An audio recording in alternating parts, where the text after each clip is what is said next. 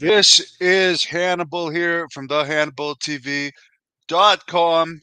Today we have an interview with an independent wrestler who's wrestled in several places throughout the U.S., but he also works with troubled youth. Johnny the Muscle Dog Metzger. How are you doing today? Doing great. How are you doing, Hannibal? Good. Any relation to Guy Metzger, the UFC fighter? No, sir. Nope. The same last name, but no relation. I see you're looking very full in the chest there. What are you benching these days? The last time I maxed out, I did just a little over four. I got about 410. Okay. Yeah, that's pretty good. So let's talk about a bit. Were you always a wrestling fan growing up? What got you into professional wrestling? Always a wrestling fan. When I was younger, as I got older, I still liked the sport, but actually became a fan of some of the characters more than the actual sport. I became a big fan of Stone Cold Steve Austin when he hit the scene, as a lot of people did. But I just seemed like I could kind of relate to the guy. You know, we find characters that we think we can relate to in a way, or that I wish I could say that, or I wish I could have people hear my voice on that. And of course, Stone Cold was a voice for a lot of people that felt that way. Maybe the underdog that's been held down. But so what I did, the way I got into it. Let me back up a minute. I I'd seen the movie The Condemned with Stone Cold Steve Austin, and I was sitting around the house one day on a Sunday afternoon, and I was just bored and watching the Stone Cold Truth and a documentary that gave his city and state where he lived and his um, parents' first and last name. And this sounds crazy stalkerish, but just for fun to entertain myself, I thought I'd dial the area and just see if I could get a hold of his fam. Just I'm a big fan, and I didn't really think I could get a hold of anybody. But I actually did get through and got to talk to his mother. She ended up sending me an autographed picture. We stayed in touch. At this point, I hadn't gotten into the wrestling business. I didn't know you could get into an independent wrestling company. I thought it was WWE, WCW, and just the big time. And I didn't think I could qualify for that at the time. But went out to California. Long story behind that. But in California, Chico area, I went to the gym where I work out, and I had an Austin 316 T-shirt on. And the girl behind the counter, her name was, I believe it was Scarlett. She said, "Do you like professional wrestling?" And I said, "I've always been a professional wrestling fan, and I'm a big. You see, I'm a big Steve Austin fan." And she said, "Well, I work for a company called PCW, and we're hosting an event called Living the Dream. And if you try out and win, you get a year of free training, plus, a chance to turn pro and wrestle events and maybe be on TV. And who knows, maybe the big time. And the big timers scout our federation all the time. And who knows?" Well, I was at the age of 33. I thought I might be a little bit old to start something like this. But I had always admired the sport, liked the characters, thought it would be a really good time. So at my age, I'm like, well, I'll try out and see how far I get. Ended up trying out, ended up winning Living the Dream competition. And that's how I got my foot in the door of professional wrestling. And of course, you ended up meeting Steve Austin, and that's pretty cool that you just randomly call up his mom, and the mom is polite. That's typical Texas hospitality. But what's the story behind this picture here? Okay, this is the first time I got to meet Steve. He had come out there to do a podcast at Sierra Nevada, and the guys in wrestling, PCW, Mitch, he's a big Steve fan. He saw me. We were talking at practice one day. He's like, "Hey, man, guess who's coming to town? We got to be there." And I was like, "Absolutely." So I called in sick for work that day. I wasn't going to miss an opportunity to meet Stone Cold. And like I said, I'd become friends with his mom over this time. I'd call her once a week. "Miss Williams, how you doing? How's Steve doing? Since he retired, we're sad he retired, but we love his movies. Tell him to keep making his movies." And she'd tell me that. Well, and when I got into PCW, I'd have DVDs made of my matches, and I'd send them to his mother, who would show him. So I knew that Steve I knew he knew of me. He didn't know me yet, but he knew of me. And I was a little bit nervous because I had the way I'd gotten to meet her. She sent me that autograph picture in the mail, after I asked for sent her a letter, talked over the phone, correspondence. And when she sent me that off picture, I went down to River Street Suites. I lived in Savannah at the time. I bought the biggest basket they make and had it shipped first class to her front door. And said, "Thank you, Miss Williams, so much. I didn't expect that you would actually take the time to send a fan like me, an autograph poster. That's so sweet of you." And then she sent me back another letter and said, "Thank you so much. A fan has never, ever sent us a gift. We've sent out lots of, autograph posters and pictures, but we've never gotten anything back." So thank goodness I was on Stone Cold's good side, probably because his mom seemed to like me and thought I was a good guy. So when I got to meet him, I didn't know what to say. I was nervous. I didn't know how he'd take it necessarily. Like I said, I knew he knew of me because she would tell me he showed him my DVD when he came to visit. And she said, "You did this." He said to try this. So I'm getting wrestling pointers from Stone Cold's mama. Okay, from Stone Cold through her to me. So we became really good friends, you could say. And so when I saw Steve, I'm like, how am I going to say this to him? How do I tell him I've phone stalked your mom? And I'm the guy that phone stalked, asked for an autograph picture, got one. How am I going to explain this to where it don't come off sounded weird? And I didn't know, I didn't really have a plan of what to do if it didn't work. I mean, I guess I'd experienced a stunner firsthand if it didn't work. But I went up and I said, hey, Mr. Austin, my name's Johnny. And I just said, I'm the guy that talks to your mama once in a while. She's a real sweet lady. And he was signing an autograph and he stopped mid-sentence and he looked at me and he said, "You the guy that talks to my mama?" I said, "Yes, sir." He shook my hand, gave me a half bro hug, said, "My mama says you're the nicest guy she's ever met." And he laughed and smiled. I said, "Oh man." I said, "You don't know how happy I am to hear you say that." So because his mom was fond of me and we had a good relationship and she thought I was a nice guy, she's just the sweetest woman you could ever meet. And so I was on Steve's good side. So we talked for a while and had a few laughs. And I'd love to meet the guy again. I mean, he's a really down to earth, good old boy. When you meet someone famous, a lot of times, and I hear people say it's usually a letdown, like what you perceive them to be isn't nearly what they are when you meet them. And you're always like, gosh, I didn't think maybe they're kind of rude or standoffish or too big time to deal with you. But Steve was just what I thought he would be, but even nicer. And he's so respectful. I asked to get a picture with him. My wife at the time, she wanted a picture with him. I said, "Absolutely, go." And Steve wouldn't he's like, "No, Johnny, you put her in between us. She'll make us look pretty." I mean, he wouldn't take a picture by himself with my wife. I just thought, what a respectful, good guy. So that was my experience meeting Steve. I said I admired who I thought he was, and then I got to meet him, and he turned out to be just as good, if not better. So it was a really good experience. Yeah, I've never met him, but I talked to him on the phone once, and he doesn't seem to have an ego, and he seems very down to earth for sure. Absolutely. So who was your actual trainer in professional wrestling? That would be Zach Reeb, Mr. Primetime. Zach Reeb, he was the trainer. And so, the first day went out, like I said, I tried out for, the competition, Living the Dream. And like I said, I did not really expect to win.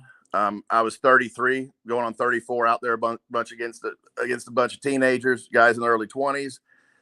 I stayed in, I was in the gym all the time, so I was, had the gym strength, but I didn't know if my cardio was going to be what it needed to be. I didn't know what I didn't know what the trials and tests are going to put on us to see if we could pass for training. So it was about 20 guys out there at the PCW work farm, and about 20 guys or so.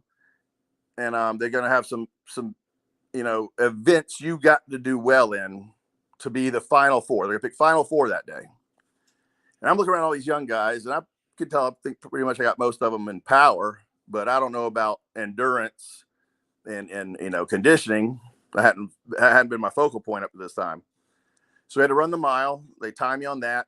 Had to do all sorts, push-up contest, hold the squat position, and they would team you against, pin you against the person they thought could beat you.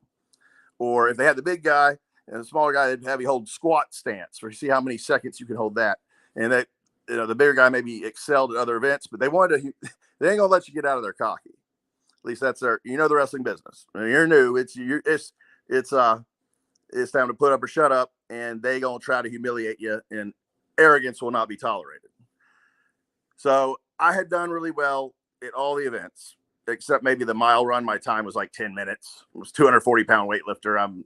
Cardio wasn't perfect, but the other events I'd excelled in, all the strength events they put in front of us. And then they thought they were going to humiliate me. They put the smallest guy in the ring with me, and we were supposed to grab the middle rope, hold the squat position for as long as we could. And they kind of thought, big guy, he's not going to hold his weight. He's not going to make, this event will show him up. The little guy, he wasn't used to doing squats. And, I know Hannibal, if you're working out, squats isn't always about your power. It's about being flexible enough to get into a position to do a squat, to get to parallel or below. And this kid had never really worked out, and his hamstrings were too tight, and he just fell right over after like 5 seconds. He couldn't hold the position. Well, the record had been 2 minutes and something, and the camera guy was there taking pictures, and I was just gonna say I'm gonna beat this record. They thought they were gonna humiliate me. I'm gonna show them something different. I ended up holding the squat stance for about 4 minutes, and anyway, they come to me later and said, "Man, we thought we were gonna humiliate you with this move because you don't look like spent much time on the squat rack, and you're just big guy, up, heavyweight. We didn't think you'd do too well." But anyway, so I made it to the last 4. And so then we had a month of who would make the most practice sessions, who could get the most online votes, who could sell the most tickets, and who is the best athleticism, most physically prowess, you could say. So it was based on all those 4 angles. But the final way you had to win, and no one knew this was coming. They had an event, Chico, California, and mid show they had me and the 3 other runners up announced our ticket sales, announced our online votes, and they had whittled it down to me and another up and coming wrestler, JJ. He was about 6'4", close to 300 pounds, big mountain of a man, and he had 90 friends in the audience because he's from that area and a popular guy. And so he had about 90 people, supporters in the audience for him. I had about 3. I was brand new to California, lived in Oroville. I knew my ex-wife and her parents, and that's the extent of the people I knew at this moment in time in that area. So I didn't have any crowd backing. I didn't have any home field advantage like he did. So I thought for sure he's going to win. And the PCW thought the same thing too. Backstage, they had said, okay, we know JJ's going to win. He sold 90 tickets to friends and family. He's getting this because it's based on the audience participation and who they want to win. So they down to me and him, Scotty Aboot, youngest PCW champion in history. Great guy. Love him. He says, all right, now to see who wins Living the Dream, we're going to ask each of these contestants to cut a 1-minute promo. Based on that and the crowd reaction, that's who's going to win this event now. All right. You know how that promos can go really good or really bad. If you don't know what to say and there's crickets, it's over. You don't win the crowd with your voice, with your charisma, with your character. You got nothing. I don't care how big and strong you are. You got nothing if you can't do that. But they said JJ's going to go first because he sold 90 tickets, and they just, they thought he had it. They'd already arranged to give him the trophy and everything. He made the biggest mistake you could make in the wrestling business. He took the mic when they handed it to him, and he begged for votes, for cheers. He said, I'll never forget it. He kind of bent down. He said, please cheer for me. I've always wanted to be a pro wrestler, and I'm not knocking the guy. I love JJ. We're good friends. But that was the wrong approach. The crowd started booing. They started booing. I didn't hear. He had 90 friends and family. I didn't hear any applause, really. A couple die-hard friends, I think, were trying to clap and encourage him on and get the crowd to vote for him, but they didn't work. I'm sitting there thinking, okay, now's my chance. Now I can win this thing. So Scotty handed me the microphone and said, you got 1 minute. Well, I went on a rant because people have been making fun of me online, saying I'm on the shady side of the hill. This old man's going to start at 33. He's not going to make it. Just running me down. You expect that. But I used that in my promo. I said, you naysayers say I'm over the hill. I'm on the shady side of the hill where I'd like to see you get in this ring. And, I just went on and on quoting stuff and it got to a minute. And Scotty yelled, a minute's up, getting the mic back. And this is where I knew I'd turned it up. I said, I'm going to do what my hero Steve would have done to Vince McMahon. He ain't giving the mic back till he's dang good and ready. So he went to take the mic from me. I said, I'm not done yet. and I kept ranting and pacing back and forth in the ring. And he didn't know what to do really. He just we weren't expecting that. And me being a greenhorn and not being just a contestant, I'm telling the champ, the head of PCW or one of the heads of PCW, I'm not done yet. Woo! I was putting myself at serious risk, but the crowd loved it because they could see they could tell that wasn't what was planned. Scotty looked like he wanted to kill me. He highly insulted, and really he didn't appreciate that at all at the time, but it made the crowd go nuts. So what are we in the business for, right? We want to get the crowd hyped up. The same old stuff, flat lines. You gotta think outside a little bit. And like I said, I wasn't thinking outside so much. I just do what Steve would do to Vince McMahon. And so the crowd went crazy. They were all hyped up, and I ended up. Backstage, Rick Luxury heard the crowd participation, and he said, "No way! You better give that trophy to Johnny. He won the competition. You give it to JJ. They're gonna know it was. We'd already decided before the competition was over." So he said some outrageous. They had been told, the brass had been told to give it to JJ King. We know he's going to win. And so then Rick Luxury had to send a messenger to say, "Hey, no way. We do that. They have pandemonium in here. They're going to riot because they know it was fixed." So in the long and the short, that's how that came about. So in your career, have you worked with any ex-WWE wrestlers? I didn't get to work with the closest to working with them was I got to tie up with Stone Cold a few times, and just a tie up. Just kind of they showed me a few things, but that's the extent. I didn't get in the big time like you. I was just a circuit wrestler, local events. Make $50 to $100 on a weekend. I at my age, I was in the process of adopting a little girl. Life on the road wasn't something I really, thought to do, but I loved this sport, loved doing it. And PCW was a platform where I could do it, be on local TV, walk through Walmart, have a little kid run up, want your autograph. I mean, you're living the dream. You're getting to do what you wanted to do, but thought you never could because thought, to be honest, for most people, WWE is not a reality. I would never say to anyone they can't do it, but you put your mind to it, go for it, accomplish anything. But in reality, by that age, middle age, WWE was probably not possible. But I could wrestle on the PCW platform, have a great time doing it. Made some of the best friends I ever had in my life. Talked to Shoop Shellhammer just yesterday. Great guy. He's the PCW champ right now, and he's done really well. And with the best. He's just a great guy. And in fact, I was talking to my fiance yesterday. I said, I miss it. What I miss most about it is the other wrestlers that I wrestled with, the camaraderie we had. It's really like a big family, big extended family. But didn't get to really wrestle or train with any WWE superstars. Do they still have TV for PCW? And this is not PCW Ultra, right? What does PCW stand for? Because I think there's two PCWs in California. Yeah, that's Pro Championship Wrestling out at Chico area. Are they still on TV out there? I don't know if they're on TV. Like I said, it was just a local channel that would get, would air us once in a while. And that was back about 2013. I know they're still wrestling. I keep in touch with the guys through Facebook for the most part. I call, text once in a while. But I don't know to what extent they've advanced or if they've advanced. And I don't know if they're still on the local channel or not. So you work with troubled youth now. Were you doing that at the time you were still in the ring? No, sir. No. Well, actually, yes. Yes, I was a campus supervisor at Orville High School. And, my first day there, I'll just tell you how I got into counseling youth or feeling like I'm not a youth counselor. I don't have the degree, but I'm a youth counselor. With a degree or not, I'm a youth counselor. But a girl came to me at high school my first day working as campus supervisor, which you write detentions, you write tardy slips, you open lockers and find drugs. You're kind of like a school cop kind of. But what I've kind of fell into more is I felt like a counselor, and because kids would come to me, and I guess I was approachable, and the being a wrestler had the street cred. Okay, all the kids love that. Okay, that breaks the ice, but then they get to know you, or do they like you or not? You could be a jerk. You don't know.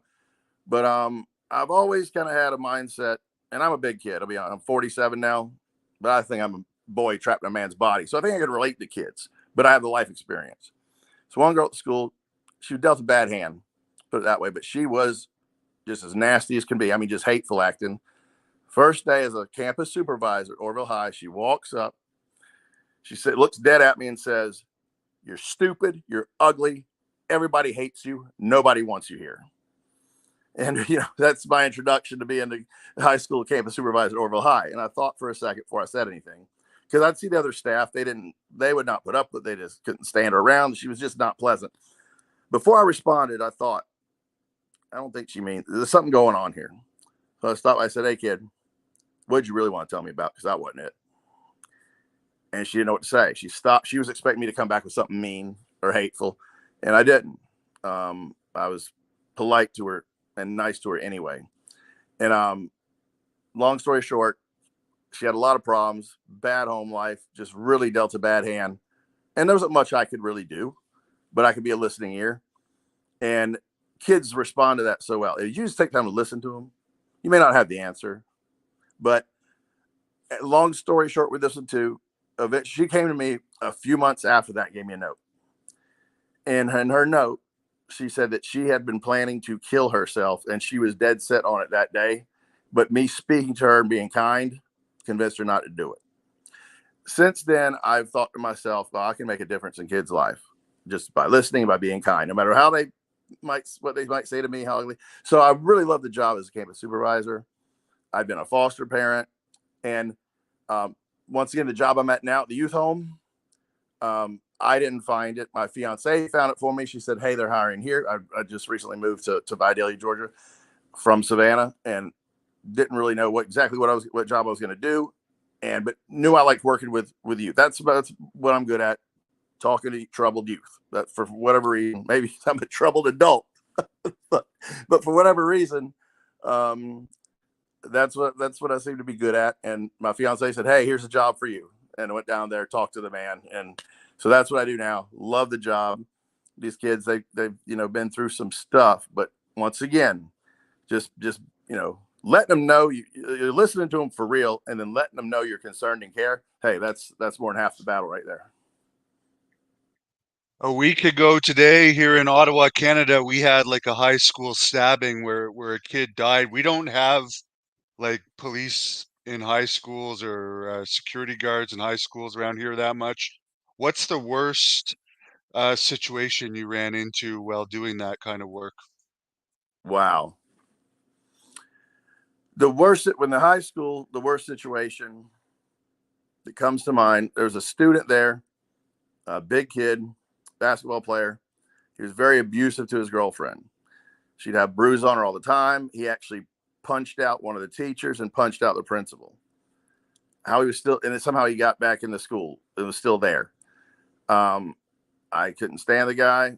I got along with most all the students. I was very well received after the initial, getting there. Me and this guy clashed because I would try to correct him and he wasn't having it.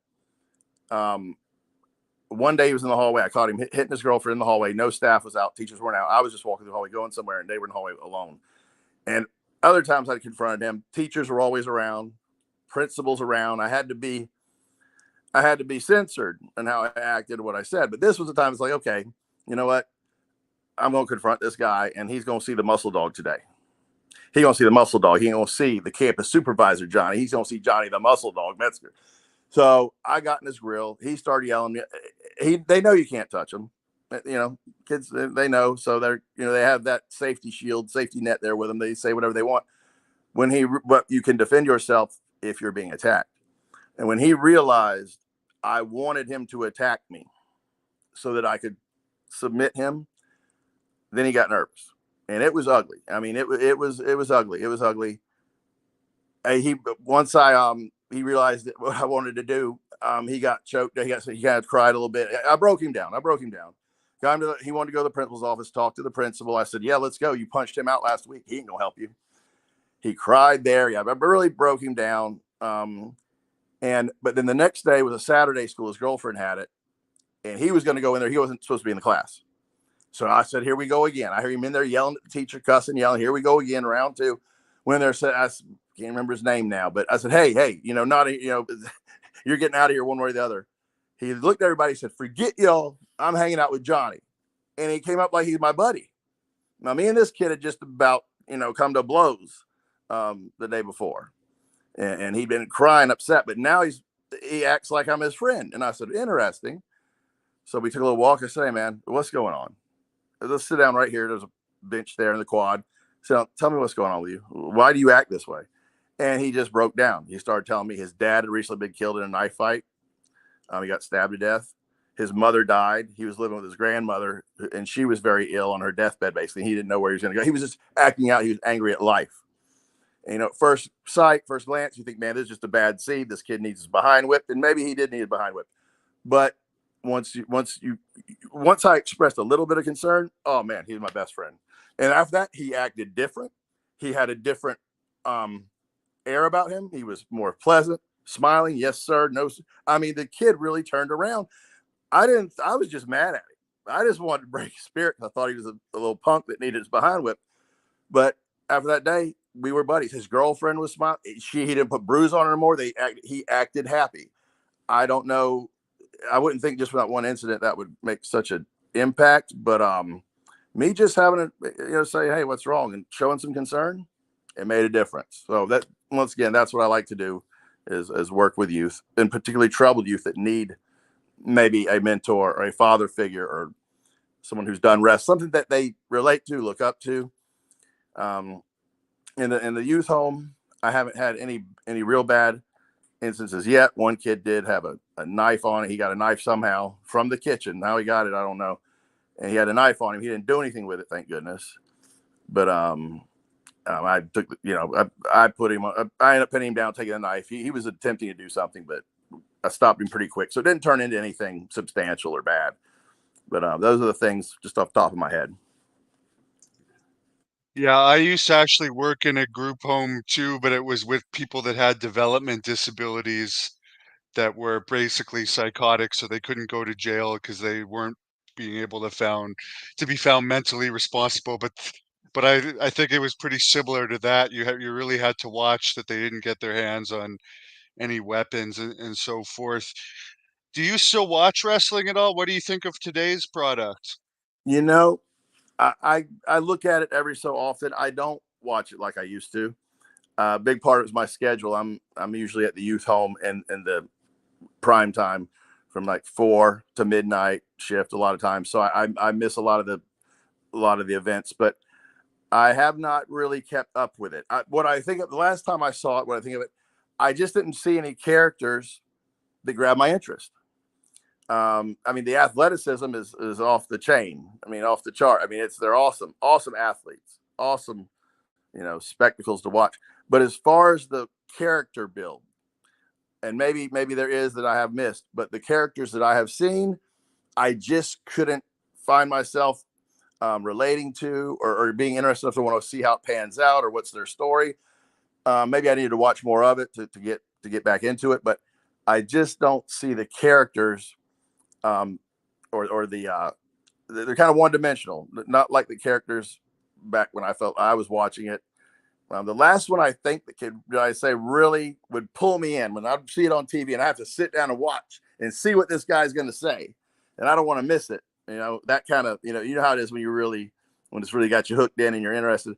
The last one I remember that really did that for me would have been Eddie Guerrero. I know that's taking it back a ways, but Latino Heat, lying, cheating, stealing, and you're being very rude, Ray.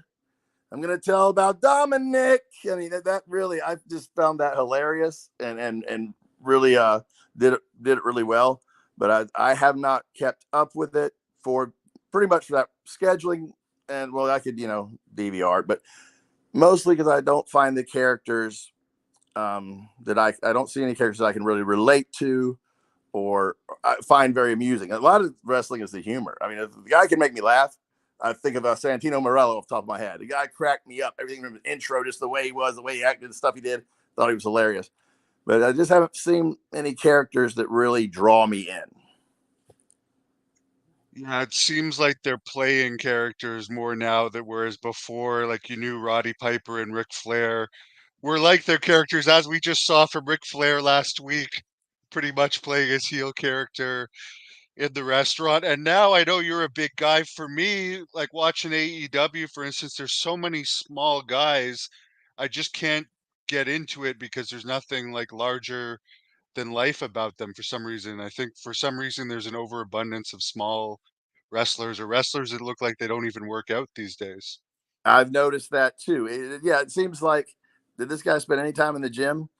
I think a lot of them have gone towards, just from what I've seen in it. I think a lot want to be high flyer type, and where the bulky, maybe the bulk mass, Scott Steiner look, or Hulk Hogan look doesn't apply.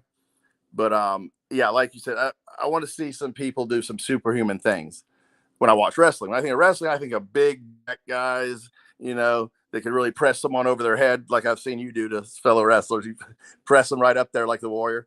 But yeah, big, strong guys doing larger than life things. Think of Jack Bill Goldberg. My finish move was Jackhammer Slam, followed by a spirit like Bill Goldberg. So yeah, I would like to see some muscular prowess and power in the ring. Like you said, larger than life. So yeah, Goldberg's one of the greatest as far as I'm concerned. But to finish things off with Steve Austin, do you have a favorite match of his over the years? He's had so many. Absolutely, it was called match of the decade. That was the feud he had going with Bret the Hitman Hart. He didn't win the match. It didn't matter. He might as well have won it. That's when Bret put him in. His head was busted wide open. Bret puts him in the sharpshooter, and he's stone cold. You got to kill him. He's not going to tap out and give up. You got to kill him. So Bret locks that sharpshooter in, and Stone Cold's pushing up on the mat, straining, and man, it comes a flowing down through his eyes and teeth, and he blacks out. He never taps out. He blacks out. Then he won't let anyone help him out the ring. He limps back to the dressing room. Didn't win the match, but dang it, he didn't tap out either. That's my favorite match. The only thing about that match, Bret Hart in his book says that he bladed Austin, and Austin in his book talks about that he was always comfortable with getting color, and he Right, takes right. credit for it. So I wonder who the actual. I'll believe Austin on that one. I think I'll believe Stone Cold on that one too. Another, you mentioned, I think you mentioned Ric Flair a little bit. I want to tell you, my mother-in-law dated Ric Flair back in about 85, and she got some story, but she said he's an awesome, great guy. But my mother-in-law dated Ric Flair, and that's how I actually met my fiance. I had some wrestling stuff on my Facebook, and we corresponded based on wrestling. And she had to tell me her mama dated Ric Flair, and I said, I got to meet you, girl, and I got to meet your mama too. And so that's how that happens. And Billie Jean, her name Billie Jean, named that before the Michael Jackson song, but she dated Ric Flair, and every time I see her, we talk about him. Where was she from? She was in Oklahoma, I believe. She was in Oklahoma. What part? Oh, Casey?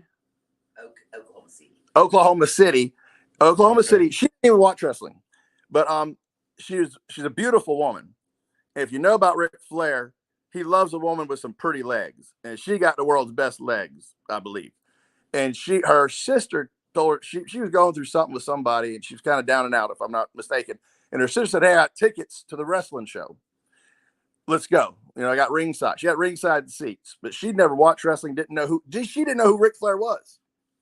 Ric Flair at that time, he was not well known. He was famous, like he's now, just famous.